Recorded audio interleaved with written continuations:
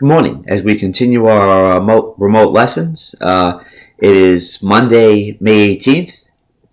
I'm going to continue with the electrolytic cell now. I had previously defined and described the electroplating cell. The electrolytic cell is very similar in terms of the electrical current, cathodes and anodes. The plating cell moves metal. It plates something. It covers some other metal. They silver plate silverware. They gold plate jewelry. Okay, that's the plating reactions, electroplating. This is electrolytic. Lysis refers to splitting.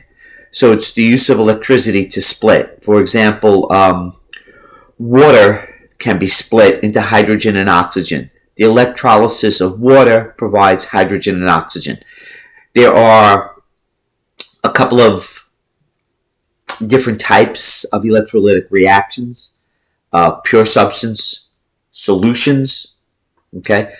In each of these, elements that were parts of compounds become free elements at a zero oxidation state. So whatever you're going to have on the right-hand side of your reaction is going to be at zero. All right. There might be spectators in there, things that do not change, especially in the case where you have solutions. But if it's a pure compound, it's just going to be elements at zero.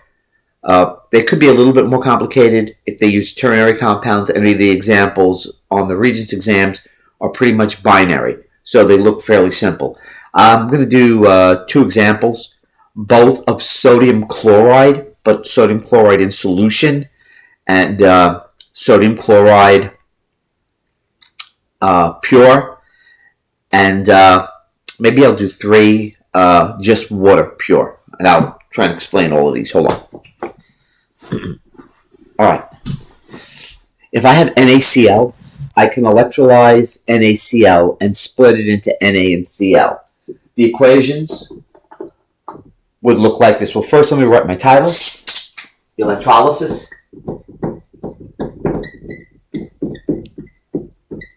Okay.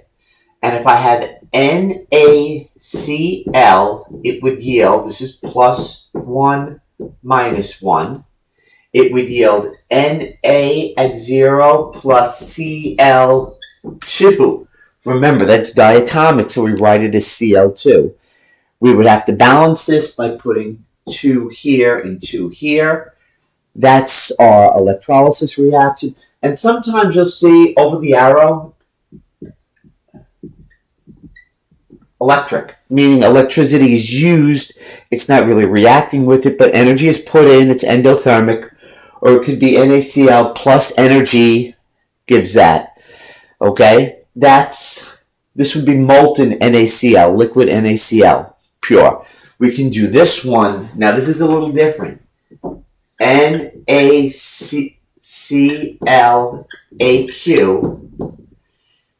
would yield would yield Na positive plus OH negative, I need more space, I'd have to come down here, plus H2 plus Cl2. And then to balance this, I'd have to put 2's in those places. How is this one different? Okay.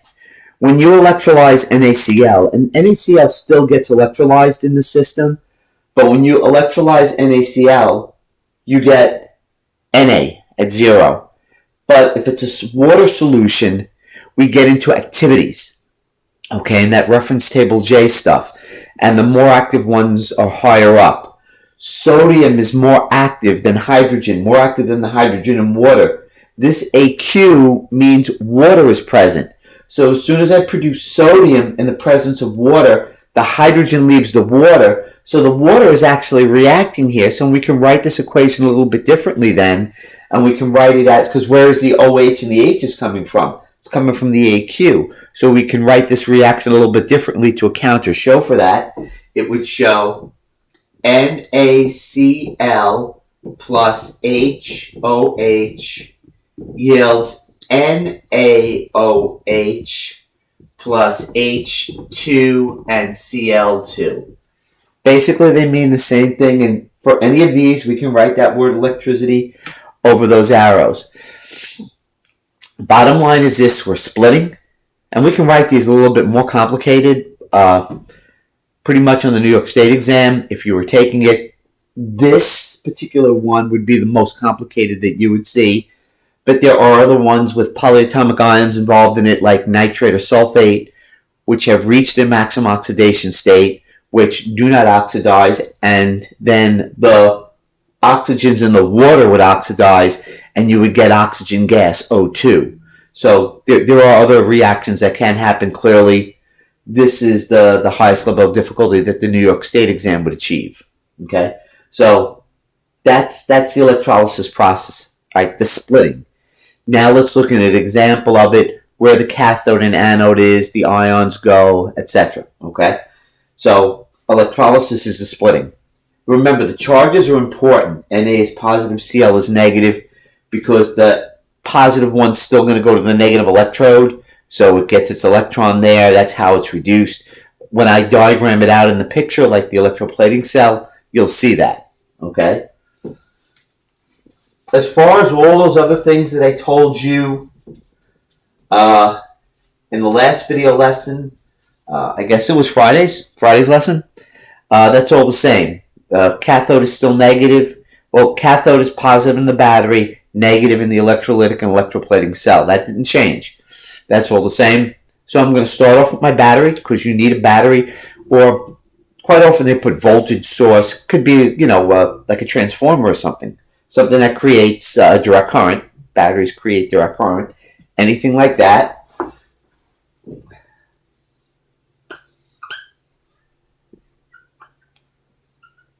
There's my battery.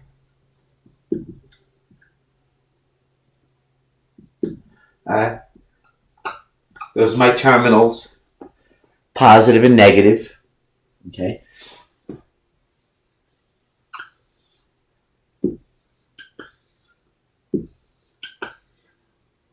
Two electrodes. One will be cathode, one will be anode. There'll be a solution in here. I can do many things. I'm just going to make it NaCl.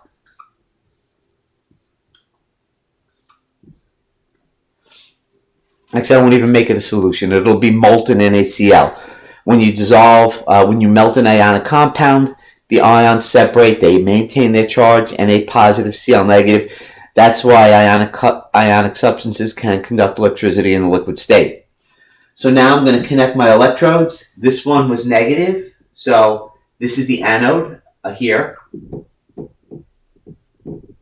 right, that's the anode, that's the cathode. I'm not writing it.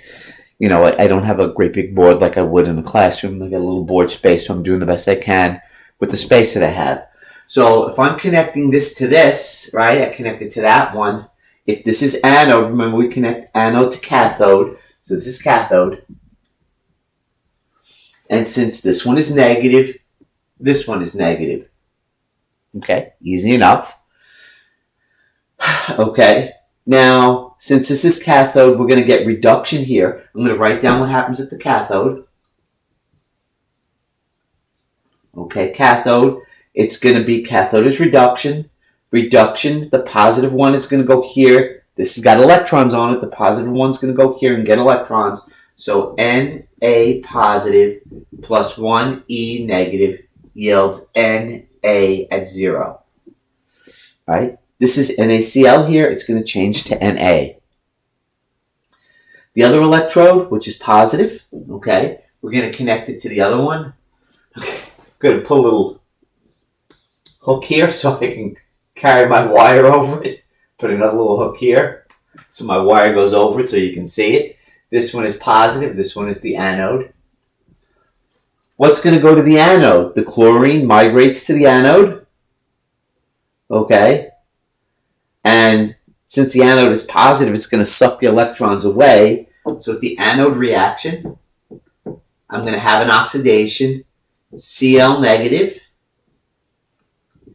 is going to go to Cl2, and it's going to have those electrons taken away. I wrote 2 electrons here. I went ahead of the game. I started balancing it beforehand. But since chlorine is going to be provided diatomically or produced diatomically, 2 chlorines would have to change at the same time. And now remember what I said, you add up and we're going to get the net ionic change. The net ionic change for electroplating was non-existent because it wasn't really a chemical change, it was a physical change. We do have a chemical change here. And I'm going to show you how we add these 2 equations like the same way you would add polynomials in math. When we add these equations, we want to get the electrons to cancel. We don't want electrons in our final reaction, so we're going to do whatever we need to do mathematically to eliminate the electrons. So this has 2 electrons here. If I take this whole first half reaction and multiply it by 2, 2, 2, and 2, when I add these polynomial expressions, I'm going to end up with 2 electrons on this side of my arrows and 2 electrons on that side of my arrow. So they're going to cancel. So I'm just going to put X's on them. And then I'm going to say 2Na positive plus 2Cl negative, which is really NaCl, 2 of them, would yield 2Na at 0 plus Cl2. Which is the same thing. If you want to zip back in the video, or if you wrote it down, you want to look at it again, that's the same thing I gave to you before. It's the electrolysis of it. NaCl is 2Na positive, 2Cl negatives. So whether I write it this way or I write 2NaCl yields 2 NAs at 0 plus Cl2 at 0, this means this. These are the same. NaCl has 2 NAs that are positive and 2 Cls that are negative when you have 2 NaCls, right? And it would form 2 NAs at 0. This is elemental metallic sodium. This is sodium chloride, table salt. This is elemental sodium and chlorine gas. Chlorine gas would kill you.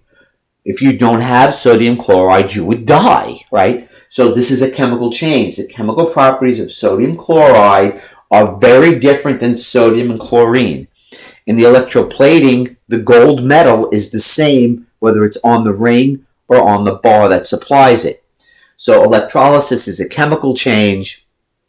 Electroplating is simply a physical change. That's why there's no net ionic change in it. This shows the net ionic change. Okay, and you can have these reactions that get a little bit more complicated that have spectators. I don't foresee those coming up on the state exam, or at least anymore. They did back in like the 80s and stuff like that. They had the more complicated reactions, but they don't anymore. This is pretty much the highest level of difficulty. Well, I guess the only other higher level of difficulty would be in solution, but I actually don't think there were any of those in our book. Okay? As far as that goes, that's pretty much it. That's the electroplating reaction. I guess the only thing I didn't do is, well, I put the positive charge here. I was just looking at my electrode. I didn't write positive there, but it is here. That's the positive electrode. That's it. That's electroplating. Pardon me. That's electrolysis. I had shown you electroplating already.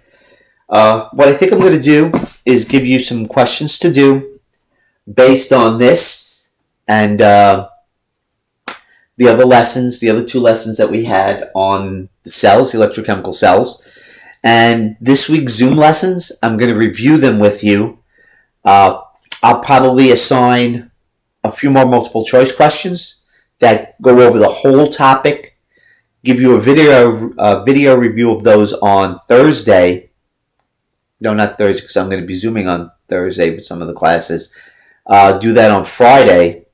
And then ask you to study over the weekend. And then next week, I guess I'm going to probably assign another test. I'm not sure. Next Monday is Memorial Day. I don't know if we're going to be off on that or whether they're just going to ask me to do a small review. I don't know. No decisions have come about with that yet. So I got to see what the district asks us to do, whether they want us to continue to work each day or I don't know. Whatever it is, I'm going to do. So, or maybe if they're still assuming that we're going to have the 5 days off, or they'll say no new lessons, and maybe I'll assign the next Castle Learning Wednesday or something. That's something I'm going to have to figure out as this week progresses, waiting for guidance from central office to tell me what to have you guys do and how much work to give you. Okay, so let me give you the pages. Okay. In your review book, you can do the last set of questions on this. It's on page 168. Okay. The chapter questions. Okay. 37 to 46. 37 to 46. And then, since this part, most of them are on this, in the practice regions questions at the end of that chapter. Okay. It starts on page 170. Starts on page 170. Starting with question 23. 23 to 44. 23 to 44. I skipped over it in the practice regions questions 1 to 22. Those are the ones that I'm going to review in the next video lesson. And I'm just waiting for what days I can put my lessons up, which days I can't put lessons up. So that's what I'm trying to figure out now. Okay. If you have any questions on any of this, tomorrow morning is extra help. We do one extra help session. It has to be before the 9 to 3 period day. I don't know if you realize that you're on a schedule. I think I showed that to you with the last video lesson for those of you that showed up. So on our school day starts at 9 o'clock. So if you have a period 1 class, the Zoom lesson for period 1 is supposed to be 9 o'clock. Okay. Before the 9 o'clock is morning extra help, and then after the 9 o'clock is afternoon extra help. After the 3 o'clock. So I think afternoon extra help has to start at like 2:50 or 3 o'clock or something like that. I'm doing the morning one anyhow. I always did morning extra helps Monday mornings. I'm going to do it on Tuesday morning this week because it's too late to get it to you now. So tomorrow morning, 8:20, if you get onto your Zoom very early, I will post a link to that. And then that extra help, though, is for both forensics and chemistry. It's one extra help a week for both classes. So that additional half hour is optional to you. It's like if you wanted to attend extra help, you can attend that. I'll post the time of that. I'll post the link to that on Edmodo tomorrow morning. So you're probably going to see 2 Edmodo posts tomorrow. You're going to see an Edmodo post for the extra help. Once extra help is over, then by 10 o'clock, I'm going to post lessons and assignments. Okay? So you're going to wind up going on Edmodo.